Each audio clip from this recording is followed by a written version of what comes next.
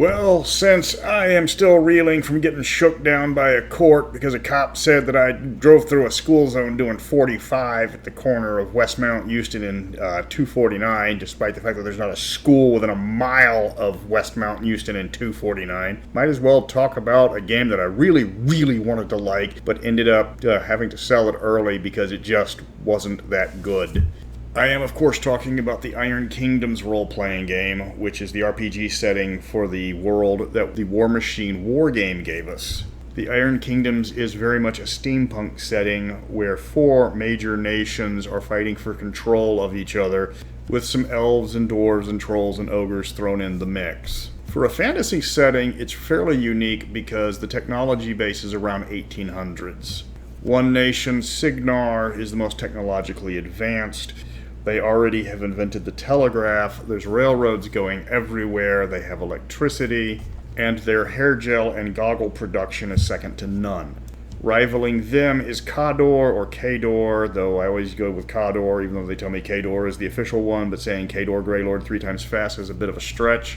Where Signar is pretty much Victorian England, Kador is Russia. You have everything being big Russia with bears and stuff like that. Then you have the breakaway province that is the Protectorate of Minoth. They used to be part of Signar, but there's a big religious schism between the two. So Minoth goes off because they like to burn people and Signar doesn't like to be burned. So Minoth stays off in their little hidey hole where they mine for diamonds and drill for oil and plot how to sneak into other countries and burn them.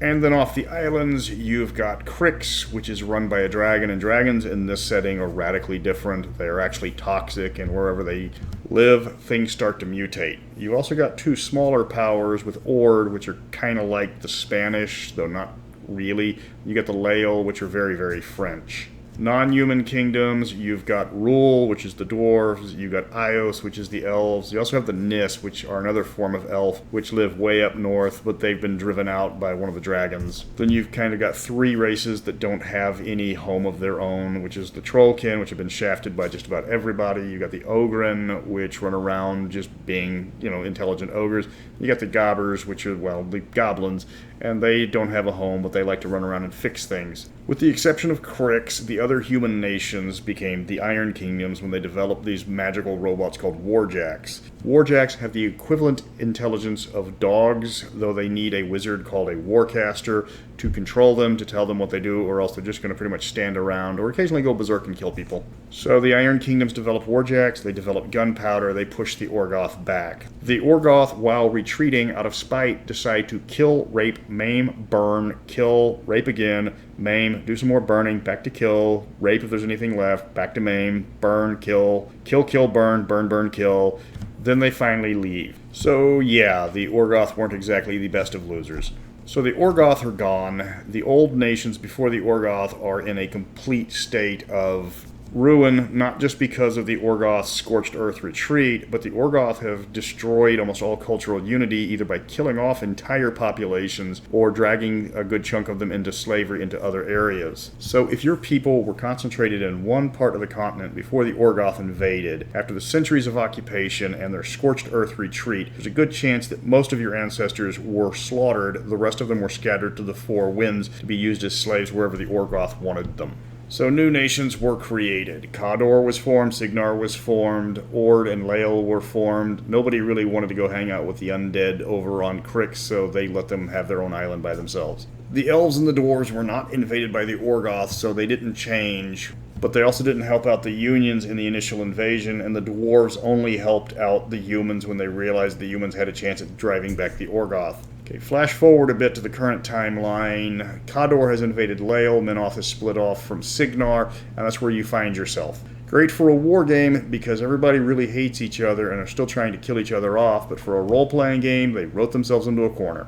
I bought this game the day it came out. We read the rules, we got into it, we played it, and about a month later, everybody put the book up and we never looked back. The game's officially dead. I guess other people had the same idea and just stopped buying the books. There were not a lot of books released for this one. You had the main rule book, then they released the book that had the hordes, which are the ones that control the war beasts. You had this nations book. You had one book that was just kind of a bunch of random articles, and then they had another book which was apparently all of the magazine articles combined together. If you like steampunk, it's got a decent background. It's got a story that's been well established, but if you like smooth mechanics, it falls apart completely because it doesn't play like a role-playing game. It plays like a small-scale war game. A very common complaint is it feels like they tacked on the social rules as an afterthought. There's no social stat. There's no charisma. There's no charm ability whatsoever. They have a few social skills, but they're listed as special types. Mechanically, it's stat plus skill versus target number. You take the stat, you add the skill, you roll 2 dice, you add them together. If you hit the target number, you succeed. And then it becomes obvious it's just a reskinned wargame because you have 2 stats, prowess and poise, which are never used outside of combat. But like I mentioned, there's no social traits. So when you have your social skills, they have special as which trait is they're supposed to be tied to. So if you're trying to charm someone, they have to look at the other 9 stats and decide which one is the most appropriate, even though there's not many that are actually appropriate. If you want to use your persuasion skill, you've got to find a stat that goes with it. Which one are you going to use? Intelligence? Speed? Perception? They don't fit very well. There's a large number of spells in the game because there is an impressive variety of spellcasters, but every spell is combat related. There's no utility spells, there's no floating disc, there's no detect magic. Healing spells have so many drawbacks they're almost punitive. The combat focus flows over into the feats, where you've got about 70 feats that your character can choose from, and all but 3 of them are only useful in combat. It doesn't feel very much like a role-playing game. It feels like a tactics-level skirmish game. But then you get to the biggest flaw of the game, and this was the killer for our group and pretty much every other group in the store that tried to get into it. Game advancement is the most stilted I have ever played, and by stilted I mean you plateau.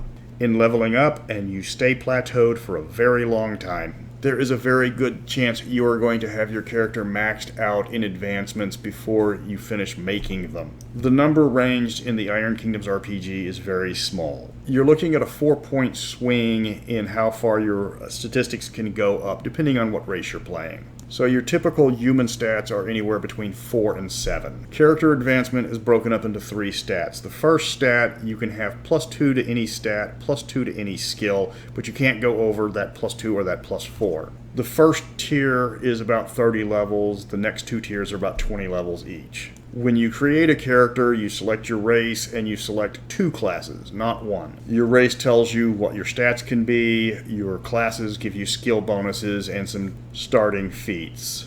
So if you get soldier and sharpshooter and they both give you +1 to your rifle skill starts out at +2, so you can't get any better in that rifle for the next 30 levels. Ditto your attributes, so if you put +2 into your prowess because you want to be one of the best sword fighters ever, you're not going to get any better at sword fighting for the next 30 levels.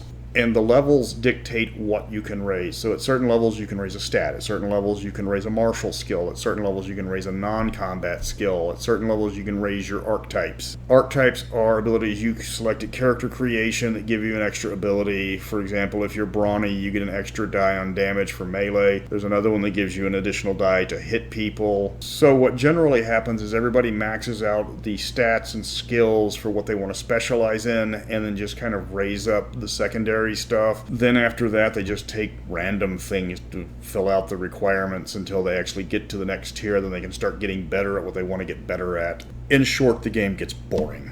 The game is also famous for its holdover from the war game, where the gun ranges are ludicrously short. The effective range of the largest sniper rifle in the game is about 70 feet.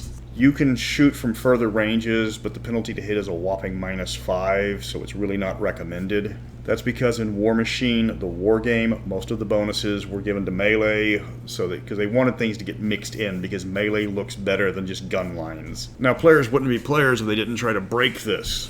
So we did have a player that tried to break it by shooting from the maximum away, and since the game is set up in 5-foot squares, he was shooting from, I think, 72 squares away. He got everything he possibly could to negate the -5 penalty. He was still shooting at like a -2 penalty when all was said and done. But it broke the game, literally, because all the maps that the game provides you, and you have to play on a map because it's on a 5-foot grid, the maps generally only go about 20 squares. So the sniper was shooting from 3 maps away, usually. The next complaint was all the PCs were glass cannons. Increasing damage ratings in this game was ludicrously difficult. On average, you had about 15 hit points, which wasn't that much, and the best you could do was raise it 1 or 2 every so many levels. 15 hit points of damage is nothing for most close combat monsters. Against ranged characters, you had about 2 shots before they dropped you. To raise your stamina or your hit points, you had to raise one of the 3 abilities that was tied to it. And when you did that, you got 1 extra hit point. Of course, you could min-max to get around that, and min-maxing in this game was not only common, it was a survival technique. With the right armor or the right stat characteristics, you could be untouchable. I think it was the Nis elf that was taking the swashbuckler and pirate combination, ended up being a defense 19 and could not be knocked down. So most close combat monsters who were trying to hit that Nis needed to roll a 14 on 2d6. There's stories about a paladin of the wall combining with a man of war who had an armor of 24, and then he could just add to that, which was almost unbreakable. Eventually, the PCs got to the point where they could one-shot any mook at any time. But when they went against the big boys, like the Warjacks or the Warbeast, 1 hit would kill them. I say kill them. There was actually almost impossible to die in this game. If you lost all of your points, you rolled on this chart, and I think it was only on a roll of all 1s on 3d6 did you actually die. The rest of the stuff just maimed you. And because it was stupid easy to go to 0 hit points, everybody was walking around maimed half the time. So most adventures were you just carving through all the mooks initially, then you get to the big bad at the end, and then his Warjack just tears you to shreds. And I did try every possible way to play this game. We had 3 different campaigns, and they all ended up the same, where the player characters only got so good, and then they stopped getting better, and they couldn't get better unless we kept playing for a very long time, and everybody got bored, and we went to go play something else. If you're looking to pick up a copy of this game, because it is a good read if you like steampunk, though just redo the rules. Don't use the mechanics that they put in this game. I believe it's still available. You can get books online for next to nothing. People will sell them to you at a loss. Crib the game for ideas for your own. If you're playing a steampunk game, just don't put too much into the meta plot, because Privateer Press was notorious for continuity errors or plot twists that made no sense logistically. For the longest, every time Signar won a battle in the meta plot, the next battle was the enemy coming back somehow stronger and more powerful, despite being beaten and crushing Signar utterly. Sure, Signar kills 90% of the Khador force, but in the very next battle, that 10% remaining of the Khador force will easily rout the entire Signar army because plot. Like I said, it's a decent history, the mechanics are crap. If you want to min-max, by all means, that's one of the few ways that you're actually going to be able to survive the game, especially mid-level. Now, if you're looking for a skirmish-level wargame, try this. I don't know if anybody's had any success at converting it into it, but you've got a better chance at turning this into some sort of steampunk Necromunda vibe than it is to actually have a D&D steampunk game with those rules. So that's the Iron Kingdoms RPG. I'm really not going to waste a lot of time on this one because you've got my opinion, and if I just keep rambling, I'm just going to repeat myself. So picking the next game, and I will stick with the fact that I am still pissed because the government completely botched my case and wouldn't let my lawyer actually defend me. Seriously, if you lose evidence, you can't postpone the trial until you find it again. You've already postponed it twice. I'm not going to take a 3rd day off because you really want to get money out of me for a speeding ticket, despite the fact the cop not being able to even find the school whose school zone I allegedly went through. I get it, your job is to collect and serve, but if it's 5 o'clock in the evening and I'm a mile away from the nearest school, you do not put on the ticket I drove through a school zone. But here's your $100, go away. So keeping with the theme of government overstepping its bounds, let's look at paranoia next time, because the computer is your friend. So until next time, remember, happiness is mandatory.